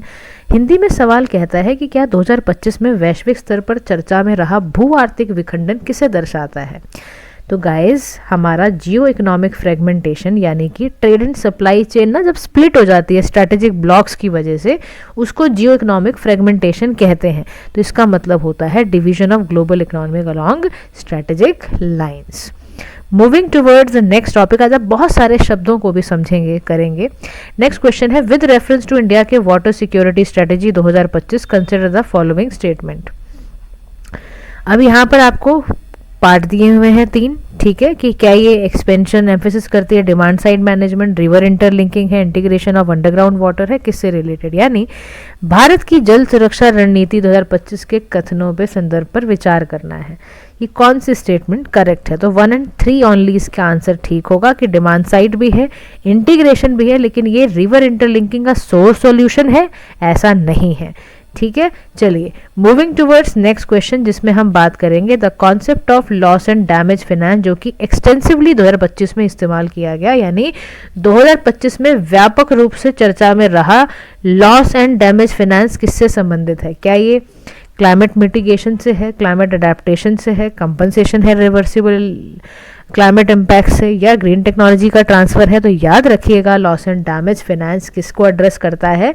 नॉन अडेप्टेबल क्लाइमेट लॉसेस को, यानी जैसे आइलैंड हमारे लॉस हो रहे हैं, लोगों के लाइवलीहुड लॉस हो रहे हैं, उसके लिए इसको बनाया जाता है। नेक्स्ट हमारा क्वेश्चन है with reference to digital sovereignty यानी डिजिटल संप्रभुता के संदर्भ में निम्न कथनों पर विचार करना है, यानी आपको बताना है क्या एक control over data and digital infrastructure है, डिपेंडेंस रिड्यूस करना है फॉरेन टेक्नोलॉजी पर, कंप्लीट आइसोलेशन है फ्रॉम ग्लोबल इंटरनेट, इनके बारे में आपको बताना है। तो इसका 1 और 2 बिल्कुल ठीक है कि कंट्रोल कर रहा है डेटा एंड डिजिटल इंफ्रास्ट्रक्चर को, रिड्यूस करता है डेटा की डिपेंडेंसी, लेकिन याद रखना ये इंटरनेट आइसोलेशन तो नहीं ही है। ठीक है, ऐसा नहीं था क्योंकि ये नॉट इंटरनेशनल इंटरनेट आइसोलेशन, ये वाला मतलब गलत है। ठीक है, अब हम चलते हैं अपनी केयर इकोनॉमी के बारे में। बहुत डिस्कस किया हमने इंडियन पॉलिसी डिबेट 2025 में, कह रहे ये भारत में 2025 में भारतीय नीतिगत चर्चाओं में केयर इकोनॉमी का संबंध किससे है? हेल्थ केयर वालों से था, अनपेड पेड केयर वर्कर से था, इंडस्ट्रियल पुअर लेबर रिफॉर्म से था, पेंशन सिस्टम से था। तो इसका आंसर होगा unpaid and paid care work. Care economy किससे रिलेटेड होती है? चाइल्ड केयर से, एल्डर केयर से, डोमेस्टिक वर्क से रिलेटेड होती है।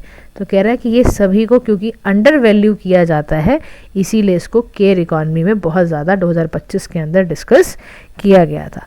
Moving towards the next question जिसमें हम बात करेंगे कि विद रेफरेंस टू इंडिया का Arctic policy engagement 2025 consider the following, यानी क्वेश्चन क्या कहता है भारत की आर्कटिक नीति सहभागिता के संदर्भ में कथनों पर विचार करें। क्या ये साइंटिफिक रिसर्च कोऑपरेशन है, क्लाइमेट मॉनिटरिंग है, टेरिटोरियल क्लेम्स है? कौन सा स्टेटमेंट इसमें ठीक है? तो इसमें याद रखना आप इंडिया आर्कटिक एंगेजमेंट में साइंटिफिक कोऑपरेशन भी है, क्लाइमेट मॉनिटरिंग भी है, टेरिटोरियल क्लेम्स नहीं था। ठीक है, नेक्स्ट हमारा चलते हैं क्वेश्चन क्या है, फ्रेज है हमारा human in the loop AI जो कि डिस्कस किया गया है 2025 में। उसका एम्फोसिस क्या है? क्या है 2025 में चर्चा में रहा, किससे related? Human in the loop AI किस पर जोर देता है? तो इसका आंसर है कॉन्टिन्यूअस ह्यूमन ओवरसाइट इन एआई डिसीजन, इसका आंसर होगा। नेक्स्ट हमारा क्वेश्चन नंबर 41 है, हम इस पर चलते हैं। उसमें हमें हेल्थ फाइनेंसिंग रिफॉर्म के बारे में जानने को मिलेगा। कह रहा है भारत के स्वास्थ्य वित्त पोषण सुधार के संदर्भ में कथन बताने हैं। क्या एक ग्रेटर रोल है प्रिवेंटिव हेल्थ केयर का? क्या ये पब्लिक हेल्थ एक्सपेंडिचर को इंक्रीज करता है? क्या ये कंप्लीट प्राइवेटाइजेशन करता है हेल्थ केयर का?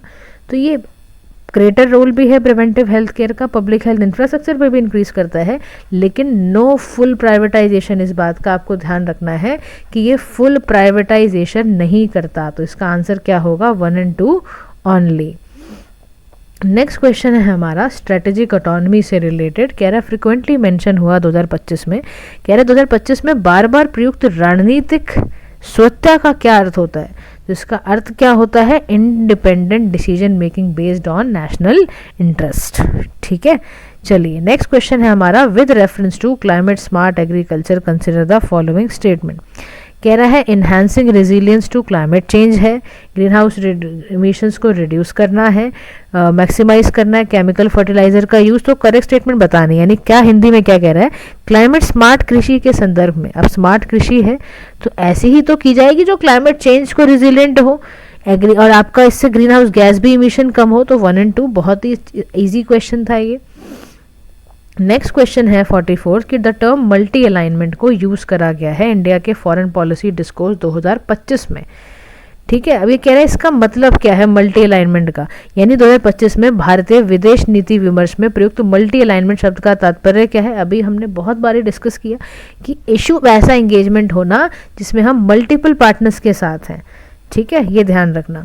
नेक्स्ट क्वेश्चन हमारा जीरो टॉलरेंस डॉक्ट्रिन पर है, यानी 2025 इंडिया अडॉप्टेड है zero tolerance doctrine against terrorism leading to several punitive diplomatic actions against Pakistan. कह रहा है which of the following actions was part of this policy shift, यानी 2025 में भारत ने आतंकवाद के खिलाफ जीरो टॉलरेंस डॉक्ट्रिन अपनाई जिसके तहत पाकिस्तान के खिलाफ कड़े कूटनीतिक कदम उठाए गए। इनमें से कौन सा कदम इस नीति का भाग था, क्या सार्क से विड्रॉल होना था, क्या इंडस ट्रीटी को सस्पेंड करना था, या मिलिट्री अलायंस हमने ज्वाइन करी नेटो की, क्या हमने डिफेंस का बजट रिड्यूस कर लिया।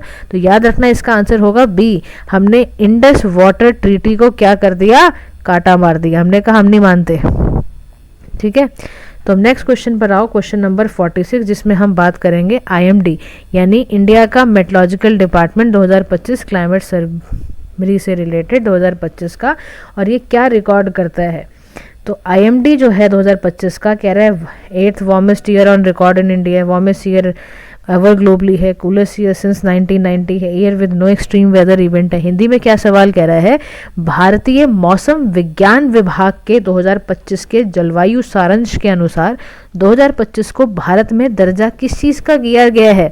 तो याद रखना IMD द्वारा 2025 में भारत को क्या दर्जा दिया गया है, हम 8th वार्मेस्ट ईयर रिकॉर्ड कर रहे हैं, यानी 8वां हमारा सबसे गर्म साल रहा इन भारत का IMD 2025। ठीक है, चलिए आइए 47 क्वेश्चन पर। 47 क्वेश्चन कह रहा है कि लेट 2025 में which Indian state experience over 100 death due to extreme weather events like lightning and floods. कह रहा है 2025 के अंत में अत्यधिक मौसम की घटनाओं जैसे बिजली गिरना व बाढ़ की वजह से 100 से अधिक मौतें किस राज्य में हुई। तो याद रखना ये हुई है आंध्र प्रदेश में, ऐसा देखने को मिला है। ठीक है, देखो ये बहुत ही फैक्चुअल क्वेश्चंस हैं, कई बार UPSC या स्टेट पीसेस हमें ऐसे फैक्चुअल क्वेश्चंस के लिए फंसाते हैं, तो हमें ध्यान रखना है कि ये सबसे ज़्यादा देखने को मिला है। एक मिनट गाइस, ये मुझे ना थोड़ा गड़बड़ लग रहा है इस क्वेश्चन में। It's not Andhra Pradesh, let me check that, I think it's Uttar Pradesh, please correct it. ये आंध्र प्रदेश नहीं था, ये उत्तर प्रदेश था। ठीक है, एक बार आप प्लीज़ इसको चेक कर लो, क्योंकि कई जगह पर ना ये 2025 का स्पेशली कई जगह पर है वैसे क्रॉप डैमेज, मध्य प्रदेश, महाराष्ट्र में भी, लेकिन मुझे लग रहा है सबसे ज़्यादा की जहाँ बात आ रही है वहाँ पर ये आपका, क्योंकि क्लाइमेट रिस्क इंडेक्स अगर हम देखते हैं जो कि निकाला गया, और भारत, एक मिनट यहाँ पे भी ना हमारा 8th नहीं था, 8th वार्मेस्ट नहीं है, ये 9th है, ये 9th है हमारा मोस्ट अफेक्टेड रीजन। थोड़ा सा इसको प्लीज़ चेंज कर लीजिएगा, थोड़ी गड़बड़ हुई है यहाँ पर, I am so sorry for it. तो यहाँ पर जो यहाँ बोल रहा है ना कि सबसे ज़्यादा यहाँ पर किस में हुआ है, तो हाई कंट्रीज़ लाइक, देखो कई कंट्रीज़ का भी यहाँ पर देखा गया है, भारत की भी वल्नरेबिलिटी दिखाई गई है। तो हमें ध्यान में रखना है कि ये वल्नरेबल यहाँ पर हुआ है हमारा देश भी इससे रिलेटेड। तो एक्सट्रीम जो है हाई फर्टिलिटीज़ 2024 में गाइस केरला रिकॉर्ड हुई थी, और इस बारी का डेटा अगर हम देखते हैं 2025 का, तो मुझे ऐसा लग रहा है मैंने उत्तर प्रदेश ही मुझे इसका answer, for India due to extreme weather conditions. ठीक है गाइस, ये ना आंध्र प्रदेश ही है, सॉरी इसका आंसर आंध्र प्रदेश ही होगा, कि आंध्र प्रदेश में ही किया गया था। ठीक है, ये थोड़ा सा करेक्ट कर लेना, आंसर बिल्कुल ठीक है हमारा आंध्र प्रदेश। ठीक है, चलिए moving towards the next question. इसमें क्या है, दिसंबर 2025 में इंडिगो एयरलाइन ने, हम मेजर आपको पता है ऑपरेशनल क्राइसिस हुआ वहाँ पर।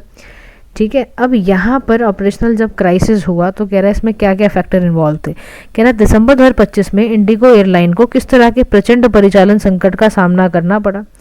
अब आप जानते हो क्या मार्स पायलट रेजिग्नेशन था, क्या कारण ये था, क्या कैंसिलेशन था 1000 of flight due to crew rule issue की वजह से, क्या बैंक्रप्सी था, क्या मर्जर था एयर इंडिया के साथ। तो कह रहा क्राइसिस था क्या, तो याद रखना क्राइसिस क्या था, flight cancellation due to crew rule issues की वजह से बहुत ज़्यादा दिक्कतें हो रही थी। So it has to be B. Now question number हम चलते हैं 49 पर। रेड फोर्ट का आपने देखा कहाँ पर, ब्लास्ट दिल्ली के अंदर देखा, कार एक्सप्लोड हो गई थी, बहुत घायल हुए लोग, फैटिलिटीज़ हुई। उस इंसिडेंट से रिलेटेड ट्रू स्टेटमेंट बतानी, यानी क्या कह रहे हैं, नवंबर 2025 में दिल्ली के रेड फोर्ट के पास एक कार विस्फोट में कई लोगों की मौत हुई। नीचे से कौन सा सत्य बताना है, मतलब स्टेटमेंट आपको ट्रू बतानी है। तो it involved a moving car bomb. इसमें क्या था, एक मूविंग कार बॉम्ब था। नेक्स्ट यहाँ पर क्वेश्चन हमारा 50th है, यानी यहाँ पर क्या कह रहा है 50th क्वेश्चन पे कि India was re elected as international maritime organization council 2025 में। कह रहा है कौन सी कैटेगरी में हुआ है, तो कैटेगरी सी में हुआ है। 2025 में भारत के अंतर्राष्ट्रीय समुद्री संगठन काउंसिल में किस श्रेणी में किया गया है, तो याद रखो इंटरनेशनल मैरीटाइम ऑर्गेनाइजेशन को, और किस कैटेगरी में भारत को किया गया है, तो कैटेगरी सी में रखा गया है। कैटेगरी सी में क्या होता है, 20 states with special interest in maritime transport और नेविगेशन, और रिप्रेजेंट भी करते हैं ये जोग्राफिक रिप्रेजेंटेशन को। ठीक है, तो आपने ये ध्यान में ज़रूर रखना है। ठीक है, नेक्स्ट क्वेश्चन पर अब हम चलते हैं। नेक्स्ट क्वेश्चन 51 है। 51 क्वेश्चन क्या कह रहा है, कहता है जी कौन सा ऐसा रडार सैटेलाइट है जिसको कि एंटर किया गया है साइंस के फेज़ में 2025 में, जो एड एंड क्लाइमेट को एंड डिजास्टर मॉनिटरिंग में करेगा। कह रहा है कौन सा है बेसिकली, तो यहाँ पर याद रखना आप, इसका आंसर क्या होगा, रडार में निसार है। आपदा निगरानी में मदद मिल सके उसके लिए क्या है, ये निसार को करा गया है। ठीक है, क्वेश्चन नंबर आप 52nd पर आ जाओ, 52वें क्वेश्चन पे, कि in the axis power index 2025 India rank किस पे करता है। एशिया पावर इंडेक्स 2025 में भारत की रैंकिंग क्या रही, तो वो क्या रही, 3rd रही। ठीक है, नेक्स्ट क्वेश्चन पर आ जाओ। 2025 में जो कोलकाता मेसी गोट इवेंट कंट्रोवर्सी है, ये किससे रिलेटेड है, तो ये याद रखो राइट बहुत ज़्यादा हो गए थे, ओवर क्राउडिंग एंड डिले की वजह से हुआ, यहाँ पर ये था। 2025 कोलकाता मेसी गोट इवेंट को great of all the time, ठीक है ना, उसको बोला गया था, उसमें हुआ था ये। दिसंबर 2025 में इंडियन गवर्नमेंट ने हाई डोज निम्सुलाइड को बैन किया, हाई डोसेज को। दिसंबर 2025 में भारत सरकार ने हाई डोज निम्सुलिस पर प्रतिबंध लगाया। कह रहा क्यों लगाया, क्योंकि सेफ्टी कंसर्न्स को देखते हुए ये करना बहुत ज़्यादा ज़रूरी हो चुका था। ठीक है, क्योंकि देखो ये बहुत ही ज़्यादा हानिकारक हो गई थी ये। ठीक है, तो इतनी हानिकारक हो गई थी कि इंडियन गवर्नमेंट ने इसको कहा कि भैया इसको रोको, क्योंकि ये वल्चर्स को बहुत टॉक्सिक हो रही है, उनका ऑर्गन फेल हो रहा है, लीवर किडनी डैमेज करती है एनिमल्स की, इसलिए इसको हटाना बहुत ज़्यादा ज़रूरी हो चुका है। तो सेंटर ने इसको बैन कर दिया है कि अबव 100 mg इमीडिएट इफेक्ट इसको हटाया जाए। उसका कारण मैंने आपको बता दिया है कि सेंटर बैन जो ओरल ड्रग्स के फॉर्म में इसको हेल्थ में दिया जाता था, अभी इसको बिल्कुल गवर्नमेंट कह रही है कि नहीं इसको दिया जाएगा, 100 mg से ज़्यादा ना दी जाए, बैन लगाया जाए। समझ आ गया आपको ये बात, चलिए, और ये अंडर रेगुलेटरी रखा गया है इसको। ठीक है, अच्छा, अब हमारे पास नेक्स्ट क्वेश्चन क्या आता है, तो सेफ्टी कंसर्न्स को देखते हुए आ गया। नेक्स्ट क्वेश्चन है, लेट 2025 में external affair minister S Jaishankar ने तारिक रहमान BNP से मिले। ये तारिक रहमान जो मिले, कहाँ मिले, तो आपको बताना है ये कहाँ मिले लेट 2025 में। तो याद रखना 31 दिसंबर को मिले थे ये इंडिया के कॉन्डोलेंस दिखाने के लिए on the death of Tarique Rahman mother and former Bangladesh prime minister Begum Khaleda Zia. उन्होंने पर्सनल लेटर लिखा भी दिया था प्राइम मिनिस्टर जी का हमारे। तो ये कहाँ हुई थी मीट? कोलंबो में हुई थी। कहाँ हुई थी ये मीट? कोलंबो में हुई थी। ठीक है ना। तो आपने ये सारी बातें याद रखनी है, कहाँ पर कौन सी चीज़ें चल रही हैं, ताकि आपको पता रहे, क्योंकि बड़ा चीज ये आंसर में यहाँ पे क्या लिखा हुआ है, 1 मिनट, कोलंबो में क्यों होगा? ढाका में हुआ है, सॉरी ये मैं क्या बोल रही हूँ, ढाका में। ठीक है, ढाका है ना आपका बांग्लादेश, वहाँ पे हुआ। यानी 2025 के अंत में विदेश मामलों के मंत्री एस जयशंकर ने बीएनपी के तारिक रहमान से डैश से मुलाकात की, तो वो ढाका में करी थी। ठीक है, ये आपने ध्यान में रखना है। नेक्स्ट हमारा क्वेश्चन क्या है कि 2025 में वेस्ट बंगाल ने अपॉइंट की अपनी फर्स्ट वुमेन चीफ सेक्रेटरी, उसका नाम क्या है? 2025 में क्या किया गया है? 2025 में महिला का जो पहला महिला मुख्य सचिव है, कहाँ की? बंगाल की, उनका नाम क्या है? तो उनका नाम क्या है? बेसिकली उनका नाम है नंदिनी चक्रवर्ती। क्या है? नंदिनी चक्रवर्ती। और ये आपकी 1994 बैच की क्या है? आईएएस अधिकारी हैं। ठीक है जी। चलो, अब यहाँ पर ये क्या कह रहा है? कह रहा है एक्सट्रीम वेदर फर्टिलिटीज़ 2025 में हुई, जिसे कितनी फर्टिलिटीज़ हुई हैं? 2763 हुई हैं 2025 में। भारत की अत्यधिक मौसम की घटनाओं से लगभग कह रहा है कितनी फर्टिलिटीज़ 2025 में देखी गई हैं, उसके संदर्भ में आपको बताना है। एग्जैक्ट नंबर कई बार पेपर में पूछ लेते हैं, इसलिए आपको ज़रूर पता होना चाहिए। एग्जैक्टलीस्ट वैसे 2760 है, इससे रिलेटेड आसपास यही था, इसलिए मैंने 2763 आपको लिखवाया है। ठीक है, moving towards the next question, जिसमें क्या कहता है कि 2025 में इंडिया का जो सिविल डिफेंस मॉक ड्रिल है, उसका कोड नेम रखा गया है ऑपरेशन अभ्यास। कह रहा है इसका एम क्या है, इसको क्या करने के लिए लगाया गया है, ये क्या इम्प्रूव करेगा? तो ऑपरेशन अभ्यास इमरजेंसी प्रिपेयर्डनेस ऑफ सिविलियंस के लिए रखा गया है। 25 में कह रहा है ऑपरेशन अभ्यास नामक भारत के सिविल डिफेंस मॉक ड्रिल का उद्देश्य क्या था? इमरजेंसी प्रिपेयर्डनेस करना सिविलियंस के लिए। याद रहेगा आपको ये ऑपरेशन अभ्यास। ऐसे ही सारे ऑपरेशंस को बैठ के लिख लो कहीं पर। और ये डिफेंस ड्रिल कब चलाई गई थी? मई 7, 2025 को MHA द्वारा, यानी मिनिस्ट्री ऑफ हेल्थ अफेयरनेस द्वारा चलाई गई थी, होम अफेयर्स द्वारा, ताकि इमरजेंसी रिस्पांस हमारे अच्छे हो सकें। इसमें कोऑर्डिनेट करेंगे agency NDRF, police, local administration, ताकि पब्लिक की अवेयरनेस, इंटर एजेंसी कोऑर्डिनेशन वगैरह ठीक हो सकें।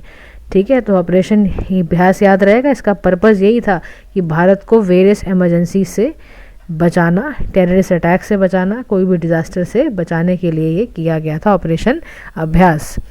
नेक्स्ट क्वेश्चन है आपका, इन 2025 दिल्ली पुलिस कमिश्नर ने स्टेट करा कि Hyundai i20 use in the Red Fort blast what tracked back to. कह रहा है ये कैसे हुंडई जो i20 है ये यूज़ की गई थी रेड फोर्ट के ब्लास्ट में। ये कह रहा है कि जो बंदा यहाँ से निकल कर आया वो था कौन? क्या वो लोकल डीलर था, समझ रहे हो, या वो कोई कश्मीरी रेसिडेंट था, या वो कोई फॉरेंसिक एम्बेसी का बंदा था, कोई लॉजिस्टिक कंपनी का था? हिंदी में सवाल है। 2025 में दिल्ली विस्फोट में इस्तेमाल हुए i20 को दिल्ली पुलिस कमिश्नर के अनुसार किससे जोड़ा गया है? तो कह रहे हैं कि जो कार है दिल्ली ब्लास्ट में हुई, एक्सप्लोजन हुआ, तो ब्लास्ट केम आवर्स आफ्टर, जैसे जम्मू कश्मीर में रिकवर किए गए थे 3 किलो के एक्सप्लोजिव, याद है आपको, 2 रेसिडेंशियल बिल्डिंग के फरीदाबाद हरियाणा में। तो उस दिन आपको पूरा इंसिडेंट पता है ना, ये सारा का सारा कैसे हुआ। तो ये कह रहे हैं कि जो हरियाणा नंबर जो प्लेट है ना i20 पे, हैचबैक पे लिखा हुआ था, ये हरियाणा नंबर प्लेट थी। एपिसेंटर है ये हाई इंटेंसिटी ब्लास्ट। ये एक कह रहा है इससे कई सारे 9 लोगों की मौत हुई, 20 लोग इंजर्ड हुए। ठीक है ना। तो कह रहा है कि ये ना ऐसा पता चलता है जो कार का ओरिजिनल ओनर था वो मोहम्मद सलमान था, who then sold it to Tariq, जो कि पुलवामा जम्मू कश्मीर का था बेसिकली। ये द साइट ऑफ हॉरिफिक, जिसमें आपको पता है ना कि ये था वहाँ का बंदा। तो ऐसा माना जा रहा था कि जो ये बंदा है बेसिकली ये कश्मीर का रेसिडेंट है। ठीक है, चलिए नेक्स्ट क्वेश्चन क्या है। 2025 में 100 IMD report as the warmest decade on record for India as spanning which year. तो यहाँ पे क्या बोल रहा है, कह रहा 2025 में IMD द्वारा भारत के लिए रिकॉर्ड की सबसे गर्म दशक की अवधि के रूप में बताया गया है। तो याद रखना वार्मेस्ट डिकेड हमारा 2010 से 2019 को बताया गया। तो वार्मेस्ट डिकेड भारत का याद रखिएगा आप, ये सारे डिकेड्स याद रखने हैं, कोई भी डिकेड ऐसा आपको छोड़ना नहीं है, इंडिया के संदर्भ में, इंडिया से रिलेटेड जो भी न्यूज़ आ रही हैं वो आपको ध्यान में रखनी है। ओह नॉट दिस, 2016-25 मैंने देखा ही नहीं, 2016 और 2025 को ऐसा माना गया है, ये आप ठीक कर लीजिएगा कि 2005 को 8th वार्मेस्ट ईयर, बस ठीक है। यहाँ पर 8 ही लिखना है यार इस क्वेश्चन में भी। यहाँ पे जो क्वेश्चन था ना, इसको मैंने 9th कर दिया था, वो 8th ही है गाइज, ये 8th ही है, 8th ही वार्मेस्ट ईयर है ये। इसका आंसर बिल्कुल ठीक था, 8 था ये, ठीक है। एक तो 8th वार्मेस्ट ईयर है, दूसरा आपने क्या ध्यान रखना है, आपने ध्यान रखना है कि 2016 से लेके 25 तक का ये ध्यान में रखना है, ठीक है, समझ गए। अब नेक्स्ट क्वेश्चन पर आओ। मेसी का जो गोट टूर इंसिडेंट था कोलकाता में, से फैंस वैंडलाइजिंग स्टेडियम इंफ्रास्ट्रक्चर बिकॉज है, कोलकाता में ना मेसी का जो गोट टूर घटना 2 दिसंबर 2025 में प्रशंसकों द्वारा स्टेडियम को नुकसान पहुंचाने के कारण थी। तो ये क्या हुआ था, क्योंकि वहाँ पर क्या कर दी गई थी, क्या स्टार्ट डिनाई की गई थी उनकी entry, star player left early, match की टिकट्स कैंसिल थी, पुअर सिक्योरिटी अरेंजमेंट्स थे, कह रहा क्या इंसिडेंट था ये, इसकी वजह से क्या हुआ था। तो देखो यहाँ पर आपको क्या लिखना है, आपको यहाँ पर बताना है कि क्या यहाँ पर बेसिकली हुआ है, ठीक है। तो मेसी से रिलेटेड यहाँ पर एक क्वेश्चन पूछा गया है। तो अगर आपने मेसी का कोलकाता इंसिडेंट ध्यान से सुना हो तो उसका कारण क्या बताया गया था कि देखो सारी बात थी, वहाँ वीआईपी कल्चर बहुत ज़्यादा था, बहुत महंगी टिकट लेके लोग आए और उसकी ठीक से शक्ल तक भी देख नहीं पाए थे। क्यों? क्योंकि पुअर सिक्योरिटी अरेंजमेंट थे, पुअर इवेंट, बहुत ज़्यादा पुअर यहाँ पर हालात थे, पुअर क्राउड मैनेजमेंट था, पुअर यहाँ पर आपका वीआईपी एक्सेस था, अनफुलफिल्ड एक्सपेक्टेशन थी, बेसिक एमिनिटीज़ की प्रॉब्लम थी, हर चीज़ का ही प्रॉब्लम था यहाँ पर। तो बहुत ही ज़्यादा इंसिडेंट ये ना कुछ अच्छा नहीं रहा, इसको बहुत अच्छा नहीं मान सकते हैं आप, ठीक है। और कई लोगों को डिनाई भी कर दी थी एंट्री वगैरह, तो बहुत ही मतलब, लेकिन इसका आंसर पुअर सिक्योरिटी अरेंजमेंट आप लिखिए, ठीक है। चलिए moving towards the next question. The India का जो री इलेक्शन है to the IMO council strengthen its role in, ये कह रहा है कि global aviation policy, maritime safety and pollution control, exploration agreement है या ग्लोबल ट्रेड टैरिफ है। कह रहा है आईएमओ काउंसिल में भारत के पुनः चुनाव से भारत की भूमिका किस क्षेत्र में मजबूत होती है। अब एक क्वेश्चन है आईएमओ के री इलेक्शन सिग्निफिकेंस है। अभी हमने पढ़ा कि भारत को री इलेक्ट किया गया है, करा गया ना। अब इससे भारत को जो री इलेक्ट करा गया है, इससे वाकई री इलेक्शन से इंडिया का इन्फ्लुएंस बढ़ेगा इंटरनेशनल मैरीटाइम एरिना में, है ना। और इससे कंट्रीज़ का जो कंट्रीब्यूशन है हमारा वो सी बॉन्ड ट्रेड में भी बढ़ेगा। तो हमारा इससे क्या फ़ायदा हो जाएगा, maritime safety and control, pollution भी कंट्रोल हम कर पाएंगे, है ना। ग्लोबल सिक्योरिटी होगी, ग्रीन शिपिंग हम कर पाएंगे। तो बेसिकली आप कह सकते हो maritime security and pollution control पे हमारा बहुत ध्यान था ही, और हम सस्टेनेबल वे में इसको कर भी पाएंगे, ठीक है। तो इसका आंसर क्या लिखोगे आप, maritime safety and pollution control. Next question है कि which satellite mission faced both disaster response and climate research के बारे में कह रहा है। तो यहाँ पर ये कह रहा है कि कौन सा उपग्रह मिशन आपदा प्रतिक्रिया या जलवायु शोध का समर्थन करता है, ठीक है। तो क्वेश्चन नंबर 63 है ये, तो यहाँ पे निसार लिखाना, ठीक है। डिजास्टर एंड क्लाइमेट सैटेलाइट याद रहेगी आपको, तो ये ध्यान रखना, डिजास्टर एंड क्लाइमेट सैटेलाइट के बारे में जब भी याद रखना है तो निसार यानी कि नासा और इसरो का क्या है, ये एक सिंथेटिक अपार्चर रडार है, सिंथेटिक अपार्चर रडार है ये बेसिकली, ठीक है। कोलैबोरेटिव अर्थ ऑब्जर्विंग सैटेलाइट है। नेक्स्ट क्वेश्चन अब हम चलते हैं। नेक्स्ट क्वेश्चन है एक्सट्रीम वेदर पैटर्न इंडिया में 2025 में करेक्टराइज किए गए हैं, इसके बारे में बताना है। 64th क्वेश्चन है और यहाँ पर आंसर क्या आएगा, above normal rainfall and temperature record के बारे में 2025 में भारत के चरम मौसम पैटर्न को किसने वर्णित किया गया है, नॉर्मल रेनफॉल वाला। नेक्स्ट क्वेश्चन हमारा 65th आ जाएगा, यानी भारत के जीरो टॉलरेंस डॉक्ट्रिन 2025 से रिलेटेड है। Against terrorism involve which of the following military responses. कह रहा है 2025 में आतंकवाद के खिलाफ भारत की जीरो टॉलरेंस डॉक्ट्रिन में निम्न में किस प्रकार की सैन्य प्रतिक्रिया शामिल थी। तो ये नॉन नेगोशिएशन किससे रिलेटेड था, basically defence pact with India से रिलेटेड है, या ये क्रॉस बॉर्डर पुनिटिव ऑपरेशन से है, डिसआर्मामेंट ट्रीटी से है, रिडक्शन से है। तो ये क्रॉस बॉर्डर पुनिटिव ऑपरेशन से रिलेटेड है। क्वेश्चन नंबर 66 पे हम चलते हैं। तो यहाँ क्या कह रहा है, जीरो टॉलरेंस डॉक्ट्रिन के बारे में जो भारत ने मिड 2025 में अडॉप्ट की, कह रहा है इसका मतलब क्या था। यानी 2025 के माध्यम से अपनाई गई जीरो टॉलरेंस डॉक्ट्रिन मुख्य रूप से किसे दर्शाती है। अब इसमें ऑप्शन दे रखे हैं जीरो टॉलरेंस डॉक्ट्रिन, तो आप यूँ बता दोगे कि non negotiation policy of terrorist entry, यानी संघवादी संगठनों के साथ किसी भी प्रकार की वार्ता से इनकार करना। समझ गए।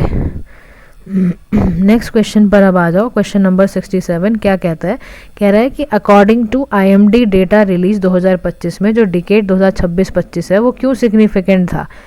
तो ये सिग्निफिकेंट यानी 2025 में जारी IMD आंकड़ों के अनुसार 2025 16 से 26 अभी हमने पढ़ा ना क्यों था, क्योंकि वार्मेस्ट बनाया गया है रिकॉर्ड, ये basically decade on record for India. ठीक है। नेक्स्ट क्वेश्चन है निसार का, अभी हमने फुल फॉर्म भी इसका देखा है। और निसार से सैटेलाइट जो एंटर हुई साइंस फेज में late 2025 jointly develop by ISRO and NASA. बड़ी इजी क्वेश्चन है ये भी। Moving towards the question number 69, कह रहे हैं इंडिया री इलेक्ट हुआ है, इससे रिलेटेड भी हम क्वेश्चन कर चुके हैं। Leave this question now.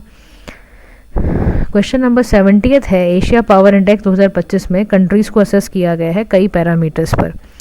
ठीक है, तो एशिया पावर इंडेक्स पैरामीटर्स पर हम चलते हैं। अभी कह रहा है ये आंसर, क्वेश्चन कह रहा है हिंदी में, एशिया पावर इंडेक्स 2025 देशों का आकलन किस मापदंडों पर आधार पर करता है। देखो इकोनॉमिक कैपेसिटी पे करता है, इकोनॉमिक कैपेबिलिटी कितनी है, मिलिट्री कैपेबिलिटी कितनी है, रेजिलियंस कितना है, फ्यूचर रिसोर्सेज कितने हैं, इकोनॉमिक रिलेशंस कैसे हैं, डिप्लोमेटिक इन्फ्लुएंस कैसा है। तो आंसर आपको मिल गया ना, आंसर बी होगा। ठीक है, तो इन्हीं 8 मापदंडों पर इसको किया जाता है। अब नेक्स्ट क्वेश्चन पर आ जाते हैं। रेड फोर्ट ब्लास्ट में रेड जो फोर्ट का कार ब्लास्ट हुआ उससे क्या चैलेंज नजर आता है। अर्बन काउंटर टेरर सर्विलेंस है, border management, cyber security, coastal security. Urban counter terror surveillance. तो 25 में रेड फोर्ट का विस्फोट में किस प्रकार की चुनौती का उजागर करता है, तो शहरीकरण रोधी निगरानी के तहत। ठीक है। Moving towards the next question, high dose nebulization की, ये मैंने आपको ऑलरेडी बता चुकी हूँ कि इसमें क्या हुआ था कि सेफ्टी एंड बहुत ज़्यादा सेफ्टी की ज़रूरत के कारण ही इसको डाला जा रहा है। ठीक है, सेफ्टी एंड आपके फार्माकोविजिलेंस कंसर्न्स को देखते हुए। नेक्स्ट क्वेश्चन है हमारा 73rd क्वेश्चन की लेट 2025 में एक्सटर्नल मिनिस्टर एस जयशंकर की मीटिंग हुई BNP लीडरशिप। ये किसका इंडिया का फोकस है, पॉलिटिकल एंगेजमेंट। 2025 के अंत में BNP नेतृत्व से एस जयशंकर की मुलाकात भारत के किस दृष्टिकोण से दिखाती है, पॉलिटिकल एंगेजमेंट कर रहे हैं हम बेसिकली, है ना। नेक्स्ट क्वेश्चन है कोलकाता का मेसी गोट कंट्रोवर्सी है, तो ये crowd management and event governance से की गई है। ठीक है ना। चलिए नेक्स्ट क्वेश्चन है ऑपरेशन अभ्यास, ये भी हमने पहले करा था। ठीक है, तो सिविल प्रिपेयर्डनेस से रिलेटेड है ये, इमरजेंसी प्रिपेयर्डनेस से, नागरिक आपातकालीन तैयारी से रिलेटेड है। नेक्स्ट क्वेश्चन है हमारा एक्सट्रीम वेदर इवेंट इंडिया में 2025 में हुए, ये क्लोजली किससे रिलेटेड है, कह रहा है। तो extreme weather related climate variability and warming trend से, यानी जलवायु परिवर्तनशीलता या तपवर्धनी से रिलेटेड है। इंडिगो ऑपरेशनल क्राइसिस की बात करें तो उससे हमारा crude scheduling and regulatory compliances की प्रॉब्लम है। ठीक है।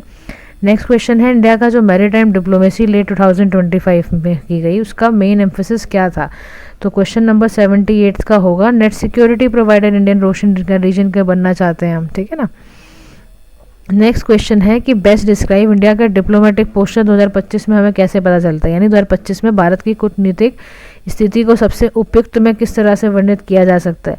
तो इसका आंसर होगा स्ट्रेटेजिक ऑटोनॉमी एंड, एक मिनट, क्वेश्चन नंबर 79 का strategic autonomy and issue based, तो issue based engagement and strategic autonomy. ठीक है।